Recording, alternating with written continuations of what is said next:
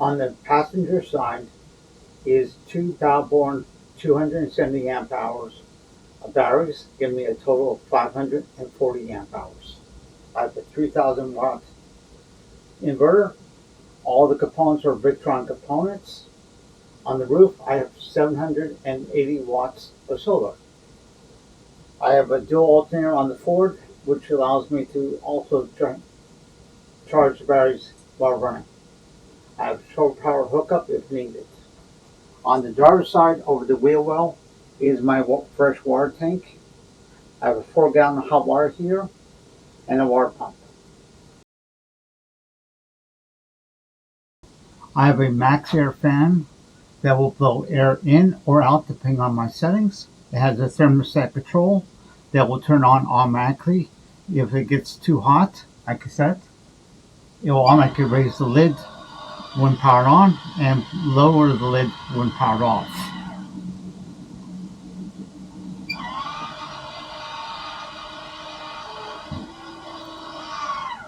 I have a pneumatic X3 AC unit, 12 volts. This will run off the batteries for at max for about 5-6 hours before draining the batteries. But typically when I run with a timer. So I let it run for about an hour, 2 hours, just to get the van inside cool. And after that, I power it off. And I use the timer feature on the remote. It works great. The max air fan also comes with a remote. So all these I can control from anywhere in the van.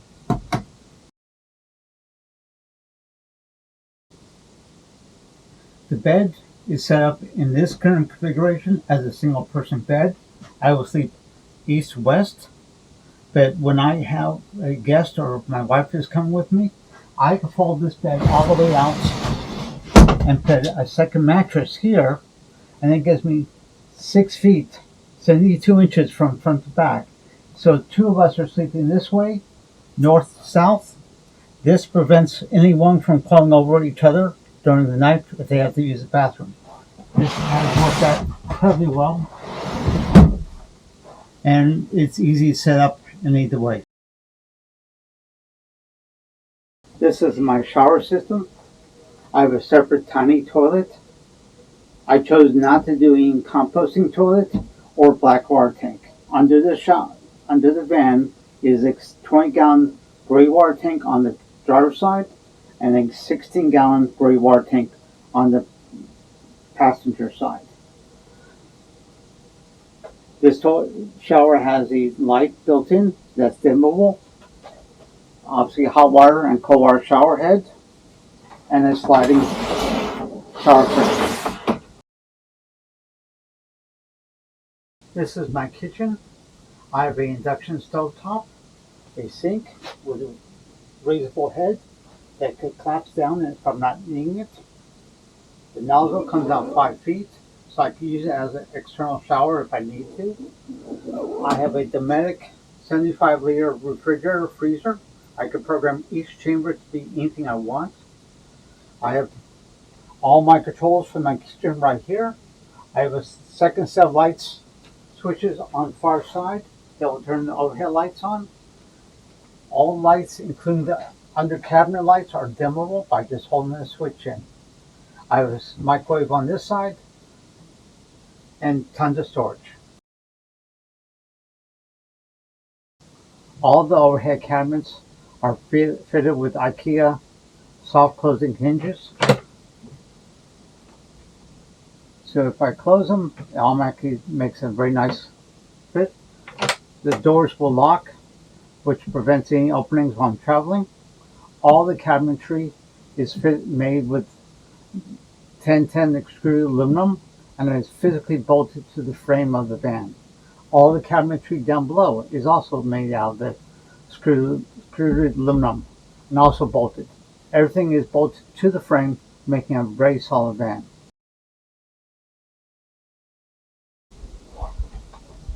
Here's a general walkthrough of the van itself. I have a garage area and a garage light that I could turn on and off. There's a switch on the back of the van that I could turn on and turn the garage lights on. All these windows are openable. They have closing shades or screens depending on what I need. All the other windows have magnetic shades if I need to close them up and have privacy. Overall, I've used the van many times since finishing the build, with the longest trip being about 2.5 weeks. Love it. It's been ultra comfortable. I would do everything exactly the same. The rear rack is from a company called Luminous. Includes the power lift rack, which is a battery powered system that can lift and lower 2 bikes at a time.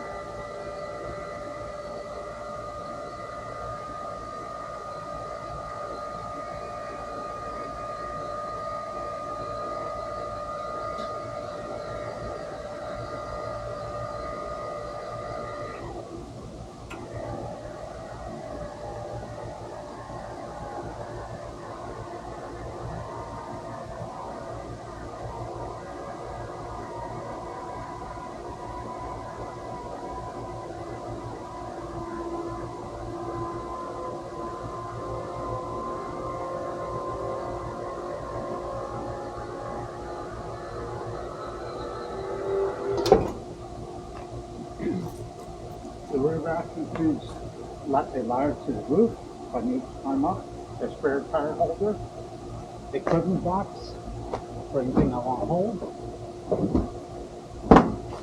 and I can still open the back doors to get to my garage. Even though the Ford came with the Venture package, which includes a lift kit by itself from Ford, and the initial vehicle weight was 6,500 pounds, my final build weight was just shy of 9,500 pounds. I was within the Ford limits for the van, but I chose to upgrade the suspension system with a WeldTech front and rear shocks and springs. So you look in the front wheels, all the shocks are adjustable on their stiffness, and on the back I went with heavier duty leaf springs, and again a heavier duty shock system that I could adjust.